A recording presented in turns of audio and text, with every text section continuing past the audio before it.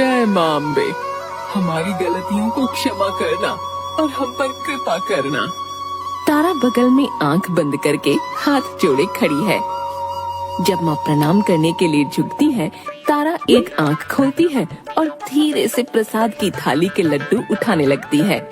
तारा की माँ बगल से देख लेती है। फिर से प्रसाद चोरी करने लगी। कितनी बार कहा है, भूख बर्दाश्त करना सीखो। कल को शादी होगी तो ससुराल में कैसे निभाओगी? मैं नहीं जानती, आप तो जानती है ना, मुझसे भूख बर्दाश्त नहीं होती। और रही बात ससुराल की, तो माँ अम्बे है ना मेरा साथ देने के लिए। हम दोनों मिलके सब संभाल लेंगे। अम्बे माँ ही तेरा बेड़ा पार लगाएंगी। अब तारा की शादी की विदाई हो रही है। इन्हें अपने पास रखना बेटी, ये हमेशा तुम्हारी सहायता करेंगी। तारा माँ दुर्गा की मूर्ति लेती है और गाड़ी में बैठ जाती है। सुबह तारा तैयार होकर दुर्गा माँ को प्रणाम करते हुए, माता आप तो जानती हैं कि मुझसे भूख बर्दाश्त नहीं होती, कहीं से कुछ खाने के लिए दिला दो। तभी उसकी नजर कमरे में रखे मिठाई के डब्बे पर पड़ती है। तारा खुशी से आंखें बड़ी करती है। धन्यवाद माँ, आपने मेरी सुन ली। तारा मिठाई का डब्बा खोलकर खाने लगती है। तभी उसकी सास कमरे में आ जाती है। हाय राम, इतनी सुबह खाने लगी। अभी तो घर में किसी ने कुछ खाया नहीं। सबसे पहले तूने ही पेट पूजा कर ली। तेरी माँ तो कहती थी तू बड़ी माता की भक्त है। ये कौन सी भक्त है जो पूजा से पहले पेट पूजा करती है? तारा सिर नीचे करके सब कुछ चुपचाप सुनती रहती है। तभी तारा की जेठानी ये सब सुनकर वहाँ आ जाती है। मैंने तो कही थी ना कि लड़की मोटी है, ये क्या ही घर संभालेगी, पर मेरी देवर जी ने सुनी नहीं। अब खुद ही देख लो। तारा ये सब सुनकर सिर झुकाए रोने लगती है और उसकी आंखों से आंसू बहने लगते हैं। इसकी माँ ने तो कहा था कि इसे खाने का शौक है, पर मुझे क्या पता था कि इतनी सुबह से ही शुरू हो जाती है। अब रो क्या रही है, चल नीचे पूजा करने। तारा, उसकी सास और उसकी जेठानी पूजा घर में खड़े हैं। तारा की जेठानी तारा के कान में, देवरानी जी नाश्ता लगने में थोड़ा वक्त बाकी है, इतनी देर भूख रोक लोगी ना?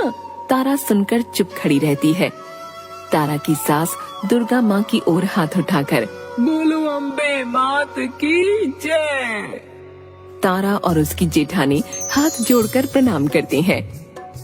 तारा, आज से तुम बस फल खाओ, सेहत के लिए अच्छा होता है और वजन भी कम रहता है।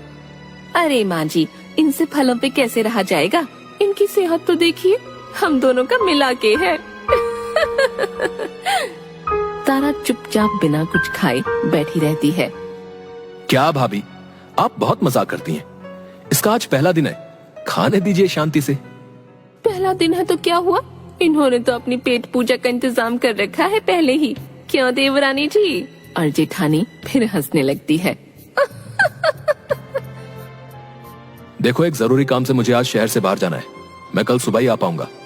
तुम अपना ध्यान रखना और भाभी की बातों का बुरा मत मानना, वो ऐसे ही मजाक करती है। तारा डबडबाई आंखों से हामी में सिर हिलाती है। तारा का पति उसके माथे को चूमता है और निकल जाता है। तारा माँ की दी हुई दुर्गा माँ की मूर्ति के आगे बैठकर रो रही है। अम्बे माँ, आपने तो हमेशा मेरा साथ दिया है, मेरा क्यों नहीं साथ दे रही? मैं ये सब अब बर्दाश्त नहीं कर सकती। अब आप ही मेरी मदद करेंगी। कृपा करो माँ, मेरी मदद करो। तारा रोते रोते वहीं सो जाती है। तभी एक तेज रोशनी होती है और एक दिव्य आवाज गूंजती है, उठो तारा, अपनी आंखें खोलो। तारा नींद से उठती है और अपनी आंखें खोलती है। हाँ, माँ आप? उसकी आंखें खुशी से चमकने लगती हैं और वो हाथ जोड़कर माता को प्रणाम करती है। तारा, मैं तुम्हारी आस्था से प्रसन्न हूँ, कहो क्या चाहिए? माँ, मुझे इस भूख की वजह से बहुत ताने सहने पड़ रहे हैं। मुझे ऐसी शक्ति दीजिए कि मुझे कभी भूख न लगे और खाने की जरूरत ही न पड़े। मैं बिना कुछ खाए रह सकूं। ऐसा ही होगा, आज से तुम्हें कभी भूख नहीं लगेगी और खाने की जरूरत भी नहीं पड़ेगी। तुम कुछ खाए पिए बिना भी स्वस्थ जीवन जियोगी।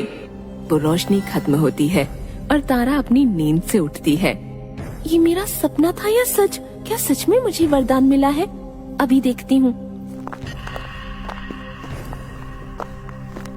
तारा सामने रखे मिठाई के डब्बे को खोलती है। अरे, मुझे तो सच में भूख नहीं लगी और अपनी मनपसंद मिठाई देखकर खाने की जरूरत ही नहीं लग रही।